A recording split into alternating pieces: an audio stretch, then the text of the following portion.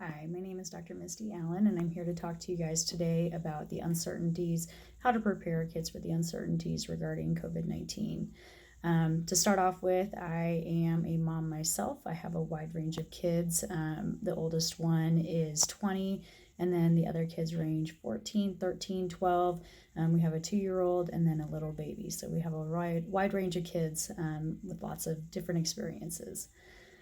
So to start off with, whether our kids are going to be going back to school in person, whether they're going to be doing like an online or a hybrid model, there's definitely a lot of uncertainty regarding COVID-19, no matter which way they're going. So for the kids that are going to be going back to school, what are some ways to make kids feel comfortable with the unknown of getting sick? I think the best thing that we can do is to be open and transparent and honest with them, and help prepare them for different things. As you're talking to your kids, make sure to remain calm and level-headed. Kids are very in tune to be picking up on our emotions. They can feel our anxiety if it's there. They can feel our stress, anger, all of that. So try to make sure that you remain calm while you're talking to them. Make sure that you're providing information that is truthful and age appropriate. For our younger kids, sometimes keeping it simple and letting them know that COVID-19 is a new virus. Doctors and scientists are working hard to figure out what's going on with the virus.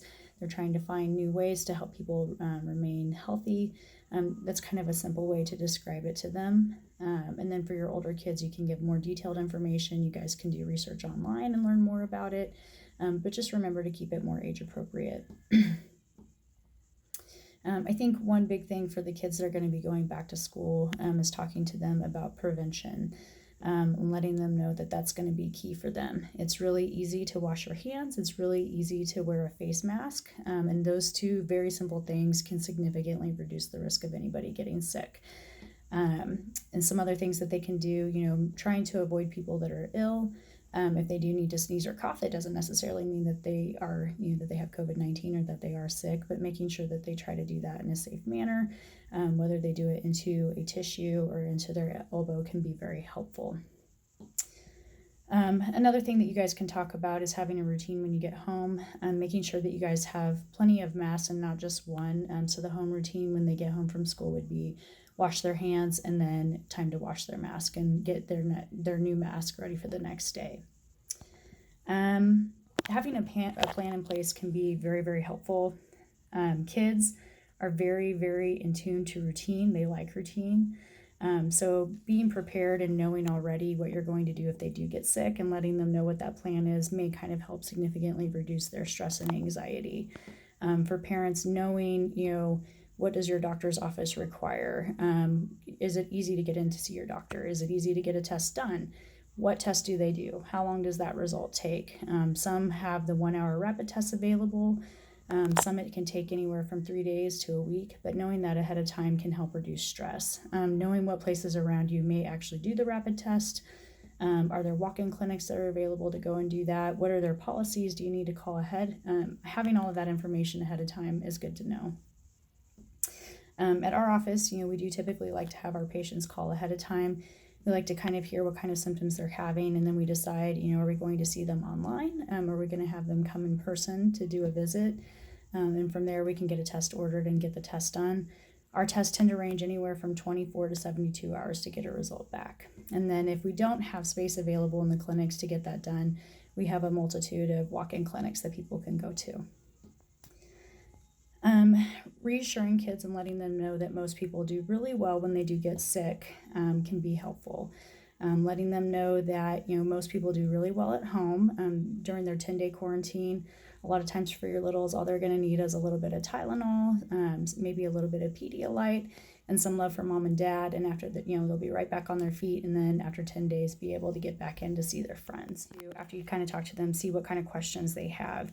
If there are questions that you can answer, then definitely go ahead and answer them. If not, writing down their questions and then bringing them to their doctor to be able to answer can be very helpful. Pay attention to the things that they're watching and the things that they're listening to. There's a lot of inaccurate information online. It can be false or based off of rumor or just it can be kind of scary information. So you as parents, making sure that you're monitoring that can be very helpful.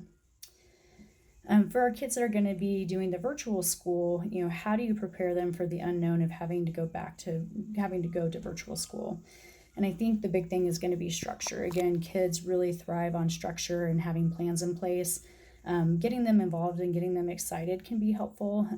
Either purchasing or creating a big calendar for everybody to fill out and write down the schedule can be helpful. Still going school shopping, having new clothes, purchasing new notebooks, new pens, things that they're going to be excited to use can also be very helpful. Making sure to find a space that's free from distraction, making sure that you don't have the TV on or the radio on. That would be very helpful. Make sure that you're reaching out to their teachers fairly frequently, making sure that everybody's staying on track.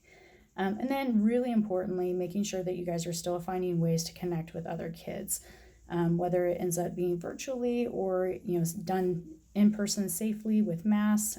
Having them have that connection time is going to be really key. Especially for our little kids, it's really important to make sure that you schedule those breaks, let them get outside, let them get their energy out, both for your sanity and their sanity. No matter what option you end up or your kids end up going, knowing that can easily change and quickly change, and preparing your kids for that can be helpful. It can kind of help reduce stress and anxiety. And then knowing that every kid is a little bit different. So some kids, they take everything with a grain of salt. It's no big deal. And you kind of know your kids' temperaments. But some kids already have a lot of anxiety to start off with. And then you throw in everything that's been going on with COVID-19, and it just really makes it a lot worse and exacerbates it.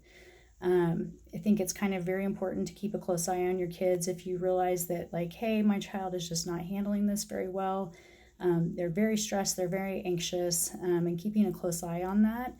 If you notice that things don't seem to be getting better, probably a good time to bring them into their doctor. We have seen a lot more younger people coming in with more anxiety. Sometimes they just need somebody to talk to. Sometimes getting in to see a therapist and having some of that one-on-one conversation and talk can be very, very helpful. And some kids even need medication. And then very importantly, we as parents and as moms make sure that we always take care of our kids first, but we do need to make sure that we take care of ourselves.